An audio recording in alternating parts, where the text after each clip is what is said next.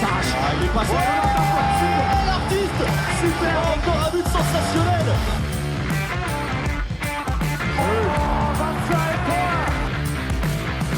That's a brilliant bit of follow-up play by Mahe. Oh my goodness me, what a shot. Sagosen setter det hen! Han setter den!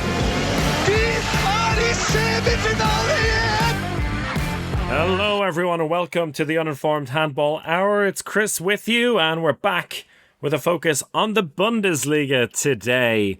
The action started last week, already 2 rounds played in the Bundesliga after the international break, and a lot has gone down. Tim Dettmar will join us to break down the race for the title, which has opened up just a creak now that Magdeburg have finally lost a game against Kiel over the weekend. 6 teams, maybe even 7 still in the race for the European places, and also a fascinating battle for relegation and avoiding the drop emerging with a big transfer with Andreas Palicka joining bottom side Wetzlar. So Tim will join us to speak about all of that. And also, we've continued the action over on Patreon as well with our morning club episodes. We had one out earlier this week, the first part of a 2-part interview with Mads Winther, the CEO of Pro Handball USA.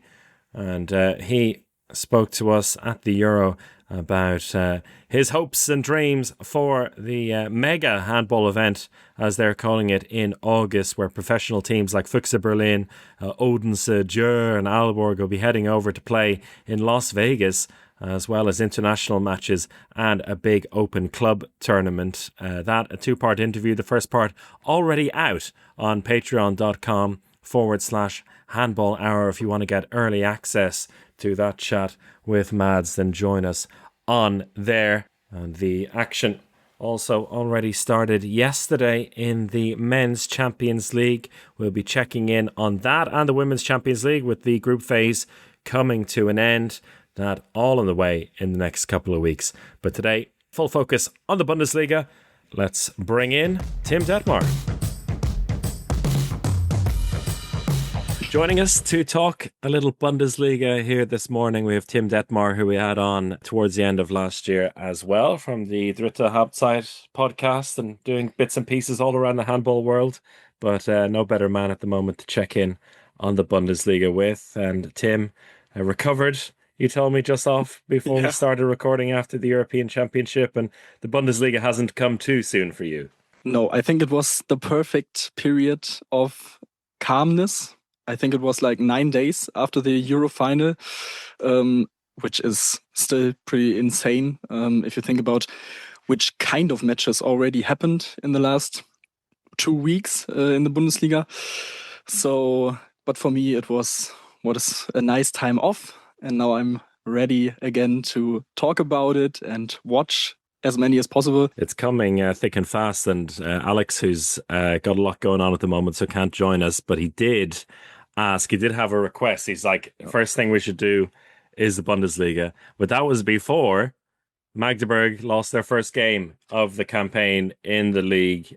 Team that, when we talked last, Alex was still feeling pretty confident that they could go an entire season without losing, but in just their second game back after the Euro not break for all of those players, because 13 of them were playing, but since coming back, losing against Kiel. And, you know, the way the season had gone for them, particularly like in November and in December, a lot of tight games, a lot of games that they're just kind of sneaking by. You know, at least I felt that eventually it would catch up with them. And an away loss to Kiel is not a disaster by any means, but what has been the reaction to the loss itself, and what did you think of that game? I think after the game, it was pretty interesting to follow the quotes of the Magdeburg players and, of course, of coach Bennett Wiegert. And you get the impression that they are somehow glad that this finally happened, because everyone talked about, will they lose a match? Who is going to stop them?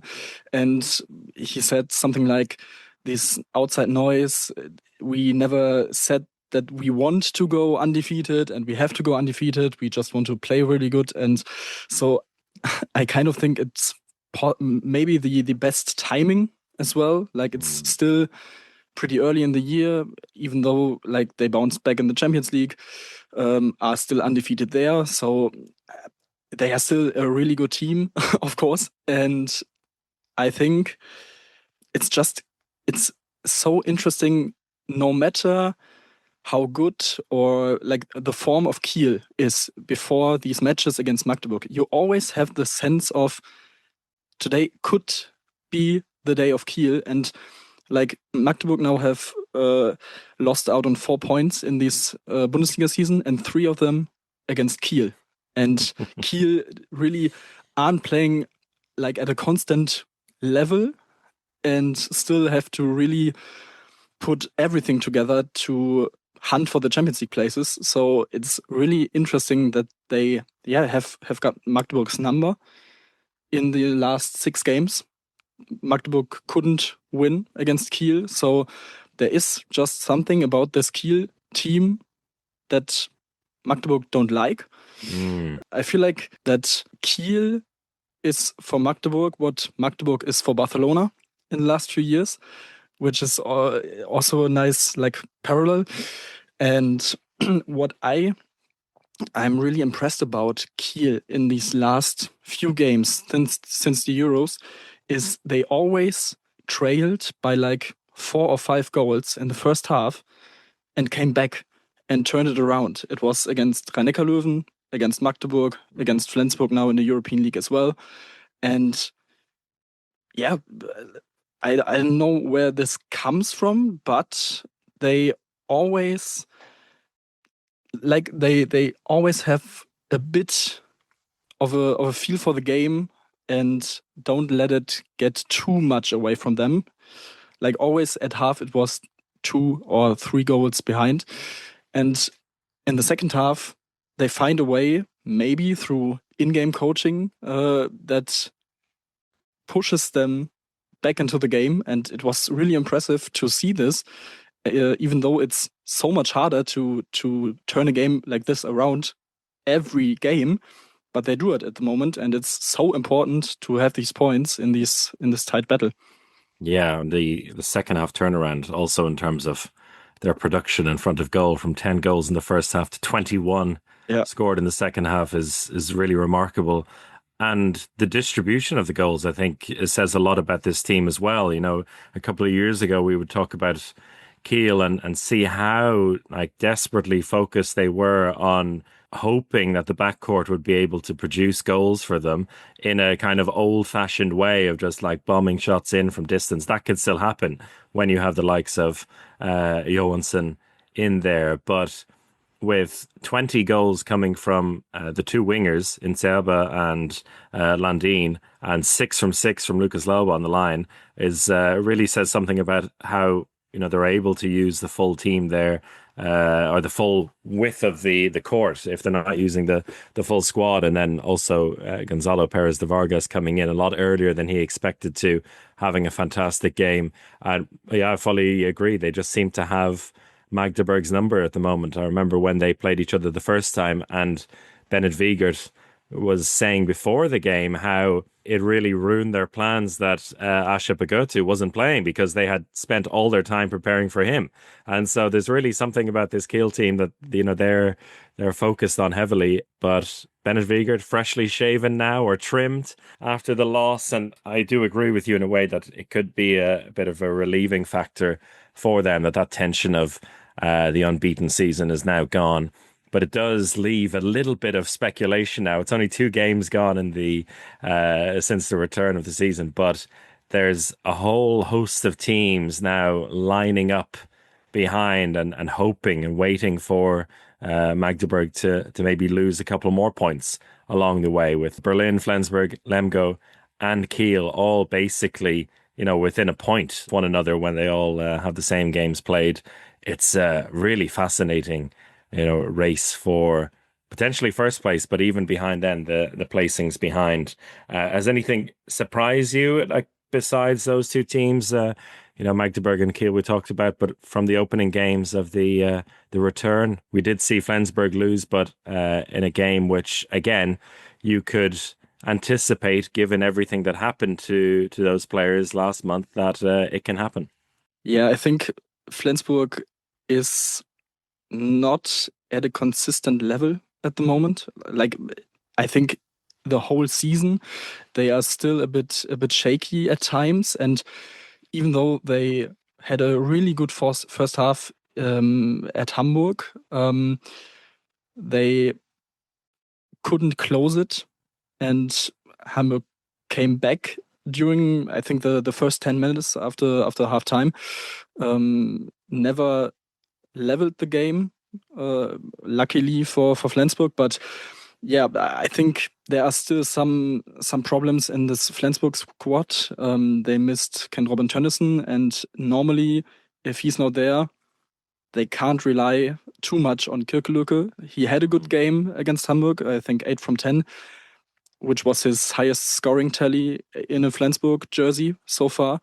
But I don't believe that he's able to do that consistently, because he hasn't shown it over the past few years at his clubs. So, yeah, that's definitely a problem.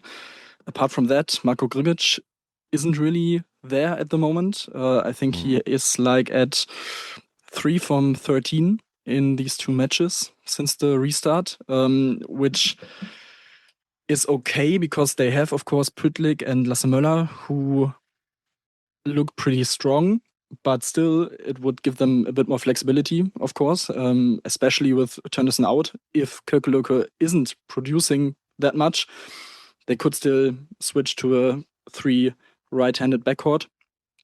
But yeah, it's really interesting. And I think the first half against Kiel in the European League was solid, but also not perfect. And the second half really wasn't that good.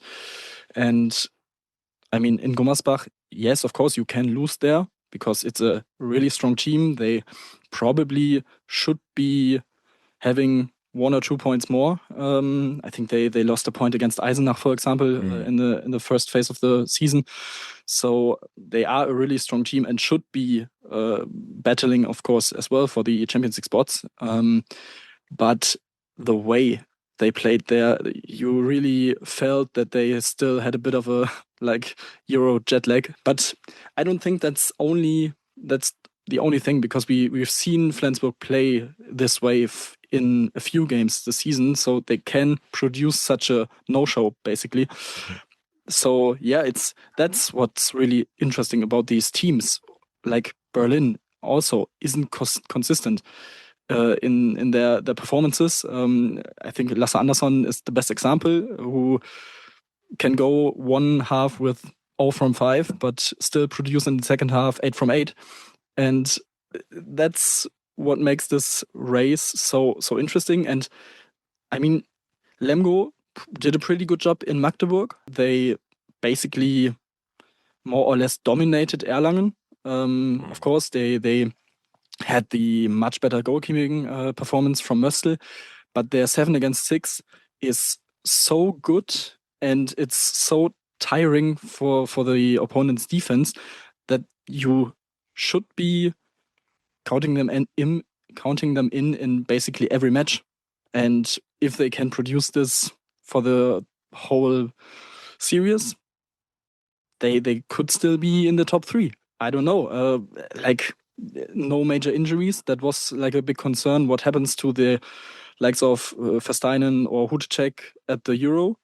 They both went out in the group phase, so they had some time to rest, which could be vital in these next few weeks. Well, that was one of the questions that came into us on our Discord from their Patreon subscribers. Eugene Lavery asking, are Lemgo on their way back to the big time? I mean, they have been, the positive surprise package in this season, so much as they are staying in this race in 4th place at the moment, but could go level with Füchse Berlin with the game in hand. That game against Magdeburg was a little bit surprising. I was covering that one, and particularly at the beginning, where it looked like they were really off the pace, but showed us that first half Lemgo then in the second half performance, and showing that they are really a team to be reckoned with. Do do you believe what you say there, that they could battle for a top 3 place? I mean, with everything being so open, are they the kind of team with their style of play, with those kind of alterations with the 4-man backcourt or the 7-on-6 that could just figure out a way to win over and over again, even in games where they aren't looking at their best, and maybe put them ahead of the likes of Flensburg or Berlin, who have a bit more of a fluctuation. Maybe they both have a higher ceiling than Lemgo, but can drop to a lower level than Lemgo will allow themselves to. I mean, it's still pretty early, and last year we saw with Melsung and Hannover how fast it could end, this hope of maybe going into the top 2 or even winning the championship. For these kind of teams who haven't done it for some time as well. But on the other hand, they don't really have something to lose. So they know what they can do, how they play their best or reach their full potential. And I think it would be pretty disrespectful to don't recognize that at this moment. They've beaten big teams in the first half of the season. They beat Flensburg, they beat Berlin back to back as well. So even though it were like really close games, that's also a quality to win these games. And like that's why I think they should be also pushing for that, of course. It would be a great story for Lemgo to finally be back in the European competitions. If you think about where they came from when Florian Kehrmann took over, like over 10 years ago, they battled for the relegation year after year. He stabilized the team, the club. He managed like big players like Bjarkimar Elisson, Jonathan Katzbogart. Like always, he had to reinvent his team, reinvent maybe himself. And then, now they've gotten like a playing style which not everyone likes, but I think if it's successful, you really don't care about that. And so I'm really impressed. Their arena is always full. It's always a great atmosphere as well. So that's also a point for them. So let's see. I mean, of course, they have some more of the top teams now away, like at Gummersbach.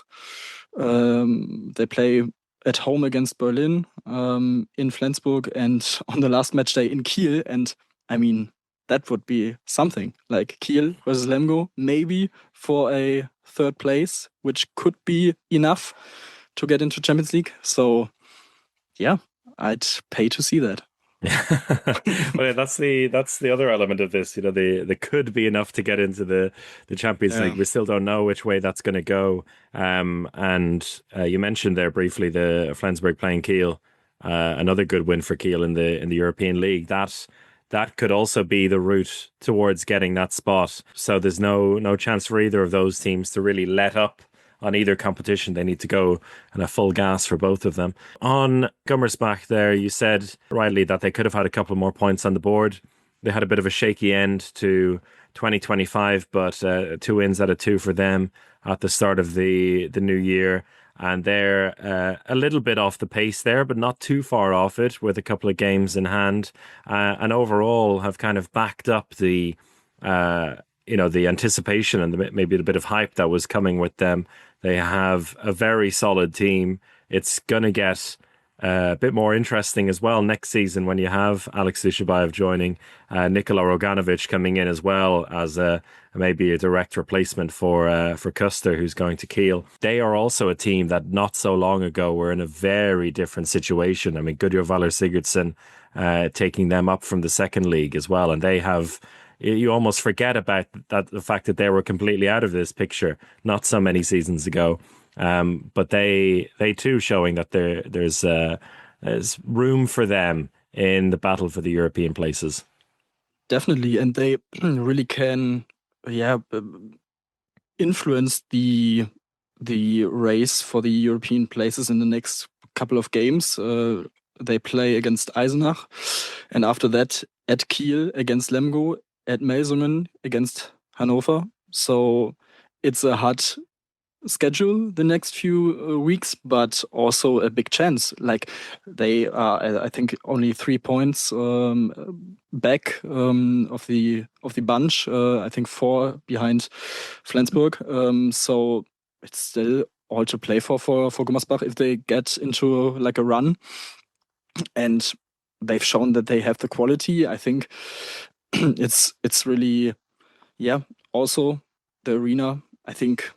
Like the stat is that it's basically since like 2 years ago, it's always sold out, and they really want to profit a bit more from that and look for any kind of place to add at this arena, or maybe some ways to get more people in.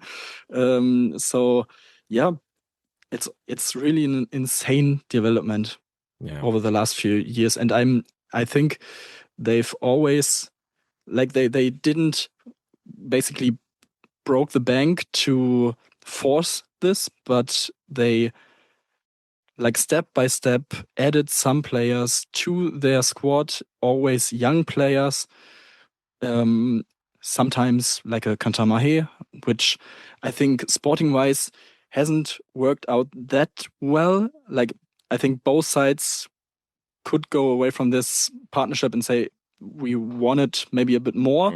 But on the personal side, I think it was a really good move. I think younger players like Tom Kiesler, Julian Köster, also Ole Pregler, who's now at Göppingen, really could benefit from his leadership.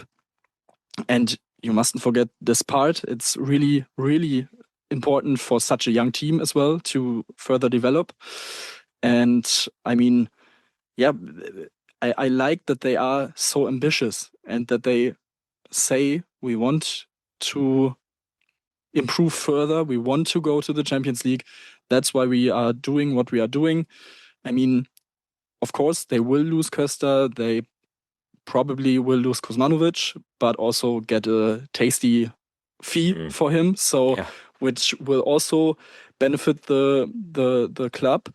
And I mean, it's like it's a rumor that Nacho Biosca will come in for him, which is also a very, very good substitution in goal.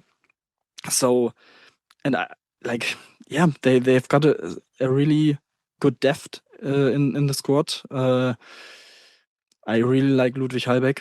I think it was a really, really good decision to put this transfer a bit forward half a year because of the situation that he's coming from Göppingen. It was clear that Pregler would go to Göppingen and that they made the decision to move forward. And if I think about like the pairing of him with Roganovic and Dushebaev, very, very nice. So like I can hear you salivating from here. And I want to see that as well on the European floor. So all of these 6 teams, you could find very good pros, but also some cons about why they should be maybe the second best team in the league after all. And that's what it makes so interesting and so fun to follow the league.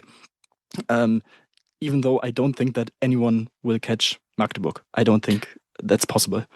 So we didn't give too much time to Berlin there, but you're also you're ruling them out due to the inconsistency there. I mean, the players on paper still as good as they were last year, if not maybe a little bit better with Grundle. They have, but just consistently had injury problems, and I guess that is the worry there. I mean, and something which I wonder if it's going to become more of a topic later in the season, the actual squad depth, because I remember last time we talked, there was really no consideration for Magdeburg using a real small core of players. I wonder now if they're going to start using the likes of Weber and Manuel Zehnder a little bit more to just give to look at the longevity of the players for the season. I mean, definitely in the Champions League, they did that yesterday. Whether they do it in the Bundesliga, I don't know. And I think the likes of Gisli Christiansen and Felix Klar are just like we see from Matthias Gietzel. They just want to play every minute, and you can't really argue with that. But maybe that will be forced a little bit more. But Gietzel, recently crowned third-time World Handball Player of the Year. We were asked also on the Discord to look at the have a look at the MVP race, and thankfully in the Bundesliga as well, they have the Handball Performance Index, which basically does that job for us. And Gietzel way out in front there with 90. And the next best is a trio of players in Kohlbacher, Gola and Fischer, all line players with 84. But when you have Gietzel, you always have to believe, don't you, that there's a chance? Yeah, definitely. And I think like this, they use a pretty small roster for many years now. So it's not new. They always had injury problems. They, I think, did a good job of strengthening their squad with the likes of Tobias Gröndal. Like they've got very good wing players. It doesn't care who plays. One of them will produce. They've got a solid defense. Goalkeeping still sometimes a bit shaky, but also can really outshine the opponents. And as you said, as long as Matthias Gietzel is healthy, they will have a chance to go far in the Champions League, maybe get second place in the league. So yeah, you can't count them out. He is that good. He already has 200 goals. Like he's basically nearly averaging 10 goals per game in the Bundesliga. Last year he had 274, so I think like he should be aiming for 300 this year. So that's insane. And yeah, as long as that is the case, you always have to count them in. And I think also what we need to emphasize is that Magdeburg now are secured for the quarterfinals. So they have like 2 weeks off in the Champions League. Berlin can do the same. So that should be a really, really important part during the springtime for both of the teams, which wasn't always the case in the last few years. So that's also not so bad if you think about it, and if you think about like that one of Kiel and Flensburg won't have this due to the fact that they are in the same group in the European League. And I don't know, maybe if Montpellier pulls something incredible, both won't have it. But I don't believe that will be the case. But still, yeah, that's also a factor to think about in the next few weeks. And Gummersbach and Lemgo don't have this.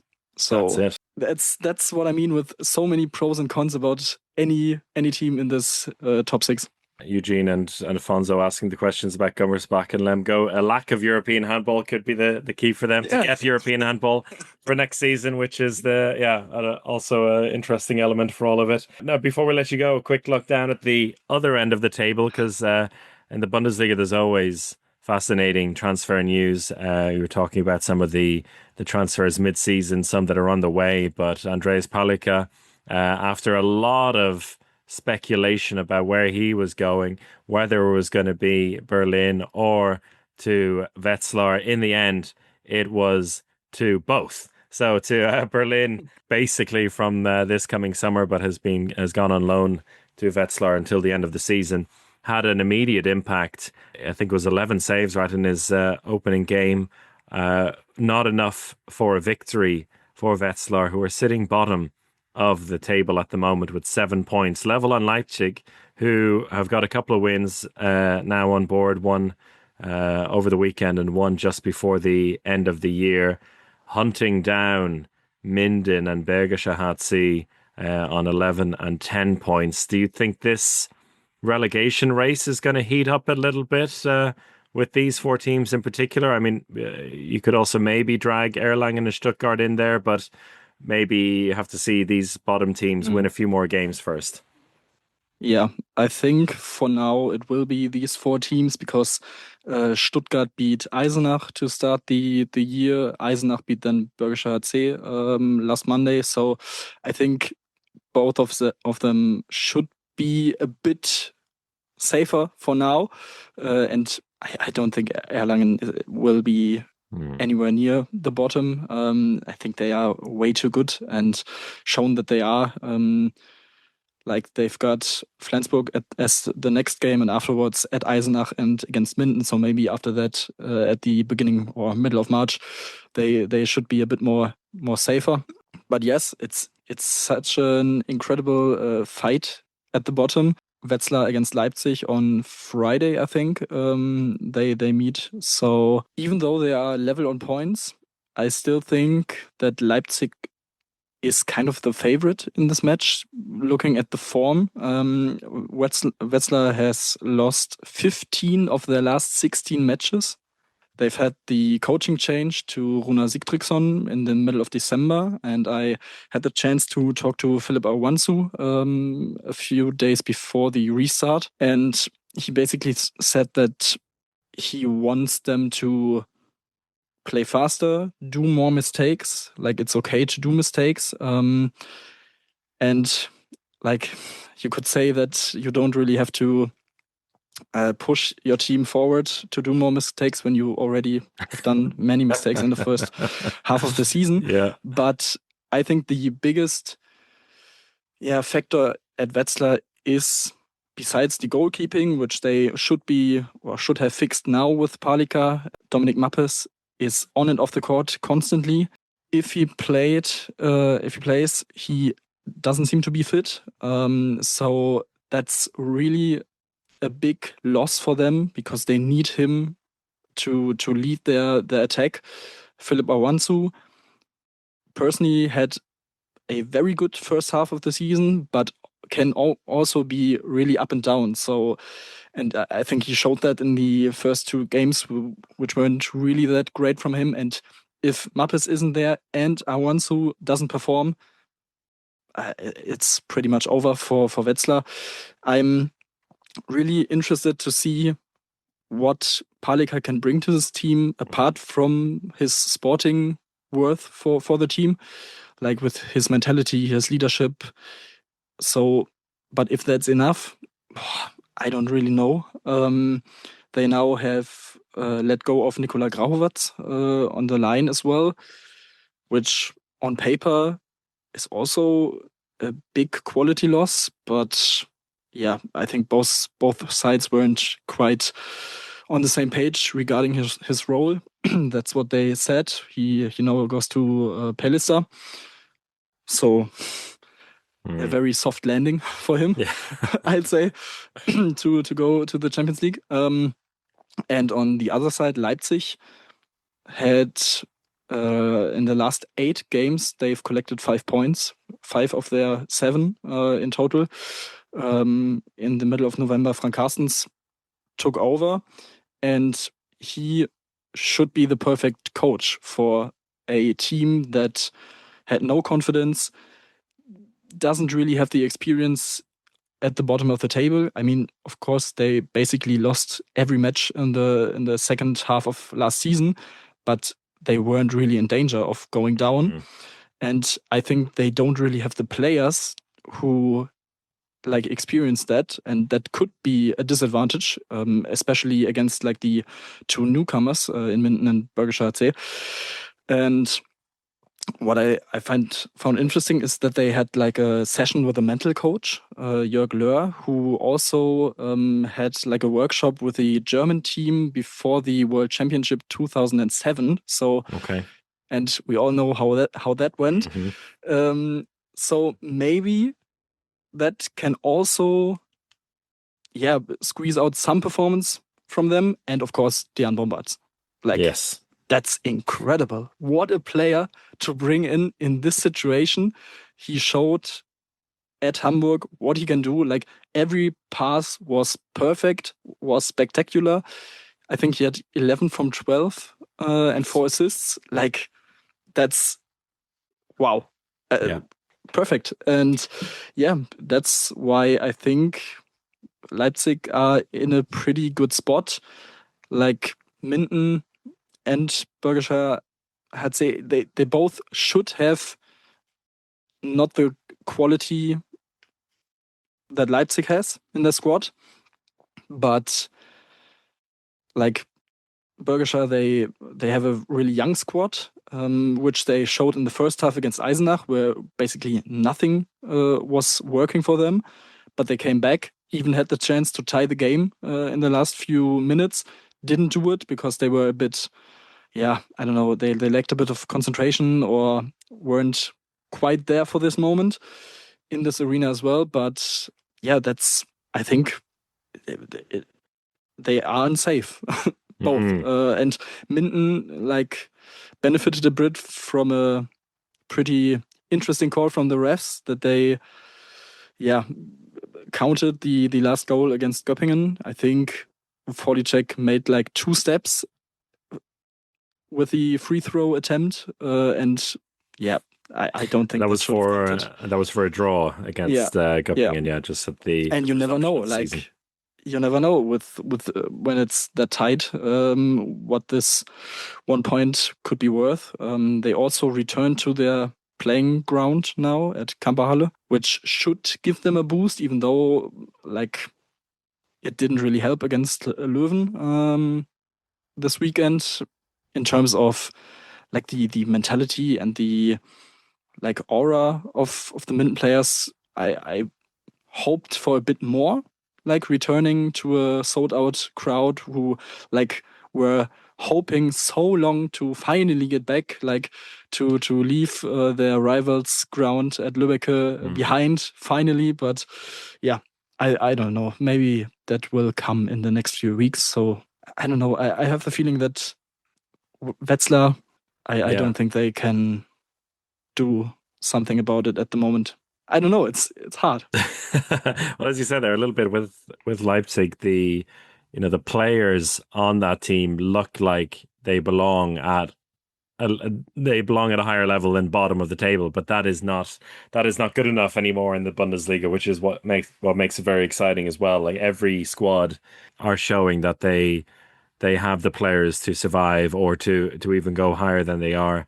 And there was that interesting graphic I saw yesterday of the full circle of the Bundesliga as well. Now that Magdeburg finally lost the game, they've probably been waiting on that one for quite a while.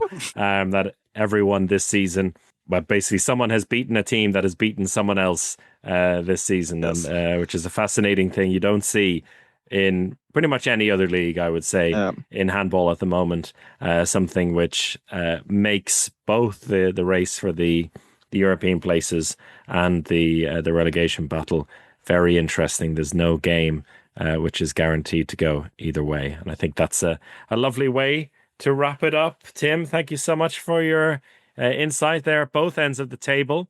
Fascinating stuff as always. And I'm sure we'll check in at some point again before the season comes to an end. Thanks for having me once again. Always a pleasure. Really looking forward to the next few weeks. It will be great. As always in Bundesliga. Well, thank you to Tim, and thank you all for listening. More handball content coming your way in the next few weeks as we look at the Champions League, both on the men's and women's side. A few more interesting interviews in the pipeline as well. And if you join us on patreon.com/handball hour, you can catch the first part of our chat with Pro Handball USA CEO Mads Winther. Besides that, thank you all for joining. Enjoy the handball action. We'll be back shortly with another episode of the Handball Hour. Goodbye.